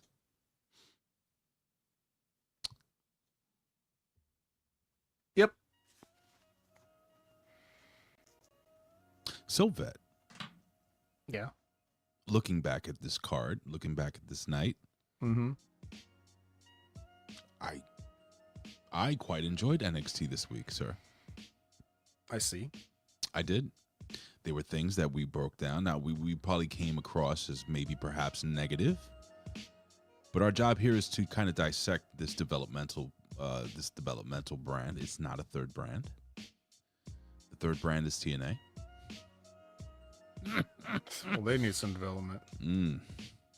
Are they the first developmental brand or the second developmental brand? I don't know what they are. They're the cockroach of wrestling. And what's TNA and what's AAA? They're the cucaracha of wrestling. The cucaracha. Triple Mania. You gonna watch Triple Mania on YouTube? No. Bro, Dirty Dom's gonna win his first world title. I know. He better. That's one reason I'm not watching. Why? You don't like Dirty Dom? Come on, do it with me. Dirty, you know exactly Dirty Dom. what I think about Dirty Dom. I love Dirty Dom. Oh, I love some Dirty Dom. Anyway, Vet, man, like I said, we'll close out, man. I thought this was a fun TNA. I mean, a fun NXT/TNA. We got Moose. I mean, come on. Main event Moose. We got Lola Vice. Come on. We got Dark. Well, what did the white guys say? We're gonna get on top of you and hit you from the back. Some crazy shit. Something. Yo, what's going on, bro? Yo, $2 Tuesdays was yesterday. You got that stream up. What'd you play, man? I didn't do $2 Tuesdays yesterday. What? Yeah. Did $3 Tuesdays? Yeah. $3 Thursday. $3 Thursday. $5 Friday. Today. I should just make every day of the week a dollar amount. Yeah. No, but you know, that's Opinion Haver on Twitch, and it's Opinion Haver everywhere else. So if you want to find me, you can find me at Opinion Haver everywhere else. If you want to find me here on HMG, you can find me every Monday night, 6:30 p.m. Pacific, 9:30 p.m. Eastern for the Impact Attack Live with Brandon, where we talk about the TNA half of this partnership. Mm-hmm. If you want to hear me talk about AEW with Jimmy T, then a good time for that would be 8 a.m. Pacific, 11 a.m. Eastern, live on Sunday for that wreckage. Yeah. Boy, is there any wrestling show that's not a chore to watch? And I don't know, but if you want to hear other people that sort of talk about wrestling, you got Wrestling with Rip Rogers every Friday with their Concrete Time. You got a Stevie Richards show every Friday, unless there's some technical difficulties that push it back. And you get Limpin' Ain't Easy every week. The day changes, but did you happen to see who his latest guest is, Ray? Oh, it was, wasn't it Velveteen Dream? No. Fresh off the releases, because not many people were talking about this, because most people were concerned with carrying across, but also quietly, Ashante the Adonis let his contract expire, or they let his contract expire. The contract has been expired, but he's already on Limpin' Ain't Easy with a 2+ hour interview. And let me tell you guys, it's definitely worth a listen. I knew I liked this kid for a reason. He's listen, the kid's got it. He's got it. It's just the WWE doesn't know what to do with it. Nope. It's a fucking shame, dude. Another charismatic guy that can work. Hey, he and Saquon Sugar should have just been a tag team. Oh, they could be called the Charismatic Workers. Brother, could you imagine that tag team? It would have been great. Oh my God, you just blew my mind. Yeah. But anyway. Oh, hi. You can catch him on Limpin' Ain't Easy with Timmy Baltimore. Those MCW guys. There's something to MCW. Mm-hmm. There is. Hey, don't forget, guys, we did have a Smack Attack that was recorded yesterday, so you can go check that out. And, of course, the Monday Locker Room, folks, every Monday afternoon around 3 p.m. Eastern Standard Time. And if you missed Monday Night Raw, it's right here on, if you're watching on YouTube, you can just click right here. See the Hami Media Group logo? You click that down there and go to live. And me and Jimmy broke down this week's, August 11th, 2025, Monday Night Raw. We gave you some news and stuff like that. And Vet, the Pro Wrestling Reflection. Mm-hmm. They have a fun podcast this week, as they do every single week. It's the Professor and, of course, Tommy Wonder. And they're going to talk about, they do this thing where they do the pro wrestling's greatest heel turns, right? Mm-hmm. And, man, they dug deep in the basket for this one, because they pulled out Bully Ray's heel turn when he betrayed TNA and he became the leader, or he was the leader, revealed as the leader of the Aces and Eights. I don't know if you remember that. I was the head TNA reporter for OneWrestling.com when this shit popped off.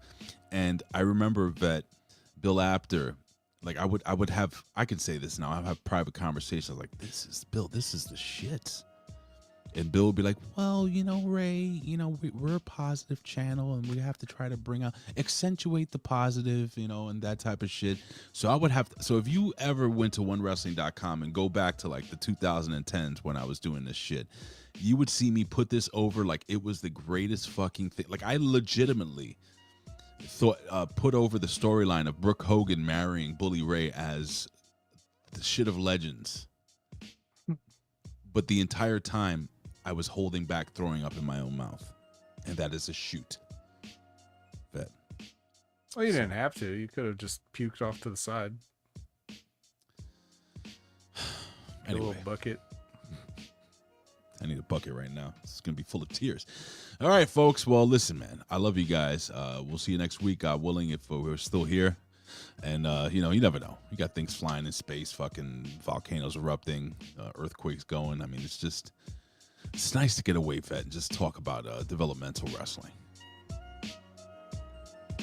Right? Right? Right? All right. Moose was here. Moose was here. Hey, I think I'm going to play a little of this. Bases loaded. That game sucks. This game does suck, but I'm a big fan of Paste. Great name. Everybody seemed to have a copy, but it sucked. It was a terrible. If you want to play a great NES video game, baseball, Bad News Baseball. Don't forget Baseball Stars. Baseball Stars, oh, yes. Don't forget RBI Baseball 3. RBI Baseball 3 is another great one. But I love Bad News Baseball with the little rabbit that he's an umpire. Excellent game. All right, guys, we're out of here. We'll see you, man. God bless you. Love you. This is the Hustler Rip Rogers. Yeah, it's fucking me. Yeah, and listen to the fucking Hameen Media Group. That's Ben Hameen Media Group from Rip Rogers. Go get them and go fuck yourself. And this whole carrying cross shit. They don't know what the fuck they're doing. Do you understand that?